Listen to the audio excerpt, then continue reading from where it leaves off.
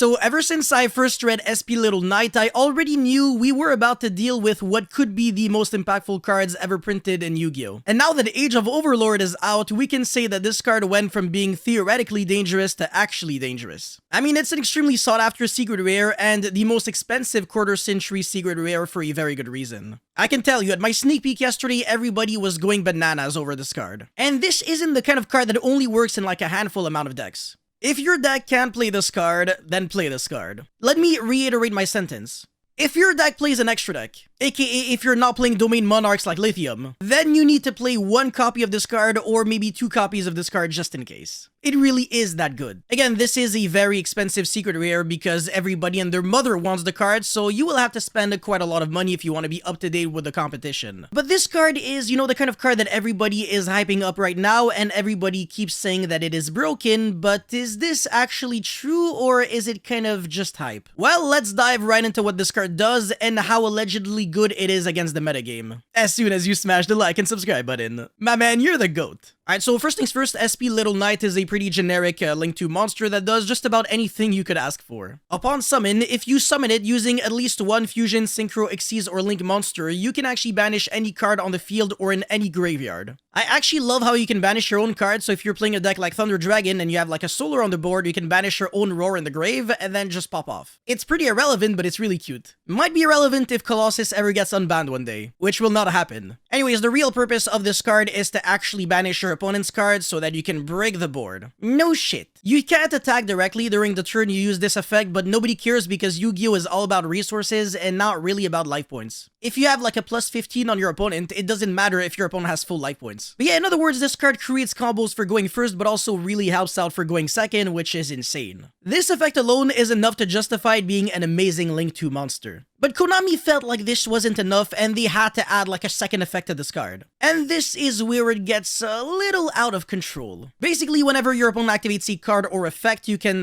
target 2 monsters on the field, so you know, 1 on your board and 1 on your opponent's board, or 2 on your own board, and then temporarily banish them until the end phase and then they come back. I like to call this a double Farfa because, you know, this is kind of what it is. But yeah, this makes going second even better because you get 1 permanent banish with the first effect and then double temporary banish with the second effect. So in other words, this 1 Link monster baits out 2 negates pretty much guaranteed. And you know, with how many 1-card Link 2 monsters there are out there, I can definitely see a lot of people incorporating a bunch of splashable engines in their deck in order to summon this more efficiently. And this can be done without having to take up your normal summon as well. Just remember that if you want to reap the full benefits of this card, you will have to use a Fusion, Synchro, Xyz, or Link monster in order to make it. Otherwise, it's still good though, it's just that it'll be less degenerate. Anyways, the DDD package allows you to summon a Machine X, that is your Xyz monster for this card summon, and on top of that, you get to destroy a card on the field using the Machine X effect, since it was summoned using the Vice Requiem. The Sky Striker engine is actually extremely good because not only do you get Kagari, you also get back your Hornet Drone so that you can summon a Warrior token, and that's actually really cracked for a bunch of reasons. First of all, Kagari is your Link monster so that you can use it as the material for SP Little Knight, but you also got yourself the Hornet Jones token, which is also a warrior, so you got yourself 2 warriors that you can use in order to make Isolde and pop off if you're playing Infernoble. That's like extremely disgusting because you're breaking boards going second and also you're full comboing. You could literally break and still full combo and break a bunch of negates. That is ridiculous. Super Poly is extremely filthy because you're using your opponent's monster to summon a fusion monster and then you summon anything else, you make SP Little Knight and you break the board even more. That should be forbidden by the Catholic Church. And summoning like any Link monster to make this card always feels super easy because worst case you got any level 1 monster, you turn it into Lingrebo, or any normal summon into El Mirage, or like a vanilla monster into Link Spider. And you also got the Link 2 Charmer monsters that you can summon and then get a monster from your opponent's graveyard and then just turn like any 2 monsters into a SP Little Knight that can banish a card. Alright, so I think we've already established why this card is absolutely correct going second, but I think there's something else that we might need to know about this card. So this card fixes so many problems that people were experiencing going first that I actually think this card makes it so that you always have combo now. Your opponent is trying to infinite impermanence you. Chain SP Little Knight to banish your own monster to dodge the negation and then get it back until the end phase. Your opponent made you waste your ballad negate. That's fine, just banish your own Baron, and then on the end phase you get it back, and it actually forgets that it used its negation effect. This is due to the fact that, it's kind of treated as a different card, so when it comes back, it can use its negation effect again. You can use this trick in a wide variety of ways as well. You could use Fusion Armament to reveal Natura Exterio and then summon Natura Beast from your extra deck, and then when you banish it and get it back until the end phase, it is no longer negated. SP Little Knight doesn't summon back the monsters on the end phase, it just banishes them and then return them back to the field. So it's kind of like a loophole to remove all kinds of restrictions to monsters that were improperly summoned. But I want to say the most crucial and important interaction to be aware of is its interaction with Nibiru. With enough experience and knowledge with this card, you should be able to play around Nibiru 100% of the time now. If your opponent wants to nib you, it's all good in the hood, you just banish your own monsters and then you get them back on the end phase. This is actually extremely important in case your deck just doesn't really summon monster negates, but rather just other kinds of interruptions. SP Little Knight is a card that single-handedly changes the dynamics of Yu-Gi-Oh! Because it renders a previously high-impact hand shop into a pretty much useless hand shop. This card barely just came out in the TCG, and a bunch of my friends already figured out a few sequences in order to always play around hand shops with this card.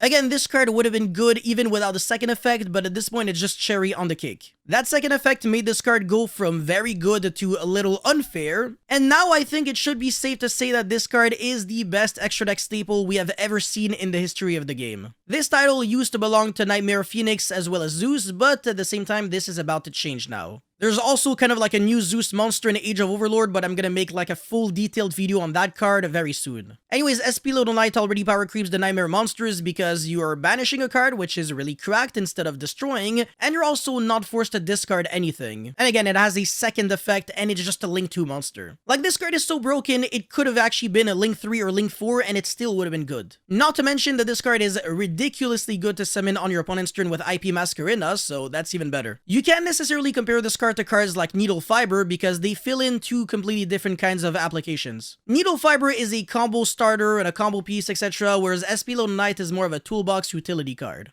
Everybody and their mother can and should be playing SP Little Knight, whereas not everybody could actually play Needle Fiber back in the days. And also, the power level of Needle Fiber was strictly measured by the amount of good tuner monsters it could summon. So obviously, Needle Fiber is not really broken when all you can really do is summon like an Ash from your deck, but if you can summon like a Jet Synchron, Glow Bulb, or Olion, then things are a little different. Whereas SP Little Knight, on the other hand, cannot get power crept, and the card will always be relevant. I seriously cannot see a world in which this card dodges the ban list. It really has to get banned one day because, like I said, it cannot get power crept, it'll always be relevant, and it'll always be a chase card that people will absolutely want to play 1 to 2 copies of in each of their decks. And on the off chance that this card somehow just doesn't get banned, which I really doubt by the way, all I can say is learn how to abuse it. You will be seeing a lot, and I mean a huge amount of SP Little Knights getting summoned now, so get used to it. The card is probably not here to stay, but again, just in case it is, learn how to take advantage of the card. And learn how to beat the card as well. Easier said than done. Anyways, that's all I had for this video, so guys, thank you so much for watching. Don't forget to like and subscribe. Let me know your thoughts about this disgusting card in the comment section below, and also let me know if you managed to pull one in the sneak peek yesterday. And I will see you guys very soon. Peace.